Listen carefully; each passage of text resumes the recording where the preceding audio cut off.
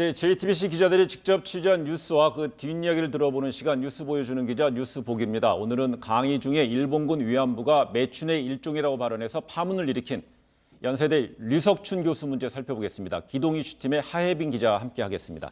하 기자, 어제 지난 주말부터 유 교수 발언이 알려진 뒤 연세대는 좀 뒤숭숭한 분위기인데 연세대학교 총학생회가 유 교수 파면을 공식 요구했어요.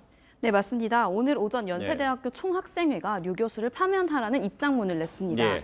문제가 됐었던 류 교수 발언이 위안부 피해자들에 대한 모독과 학생들에 대한 성희롱이라고 본 겁니다.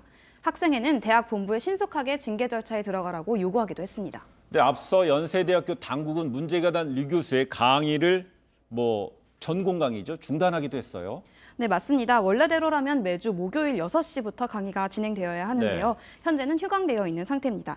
하지만 류 교수가 담당하고 있는 또 다른 교양 강의는 그대로 진행될 예정이라서 오늘 오후 6시에도 강의가 열릴 예정입니다. 네, 문제가 된 것이 지난 19일 류 교수의 발언이었습니다. 정확하게 어떤 부분이 어떤 문제가 있었던 거죠? 우선 류 교수 수업 강의 중 일부를 한번 들어보시겠습니다. 네. 지금 현재 매출을 하고 있는 여자들이 많잖아요. 그 사람들이 왜 매출을 했냐? 살기 어려서 그런 거예요. 집이 어렵고 본인이 돈을 못 벌고 지금은 그런데 과거에는 안 그랬다. 아니고 옛날에도 그랬다. 생활이 어려워서지 내가 원해서가 아니에요. 지금도 매출에 들어가는 과정이 딱 그래요. 옛날에만 그랬거든요. 궁금하면 한번 해볼래요? 네, 사회학과 학생들이 주로 듣는 전공 과목인데 일제강점기 시대에 관한 수업을 하던 중에 나온 내용입니다. 학생들과 질의응답을 하는 과정에서 했던 발언들이 문제가 계속되고 있는 겁니다. 네, 어제 오늘 학생들의 반발이 상당히 심하다고 들었습니다.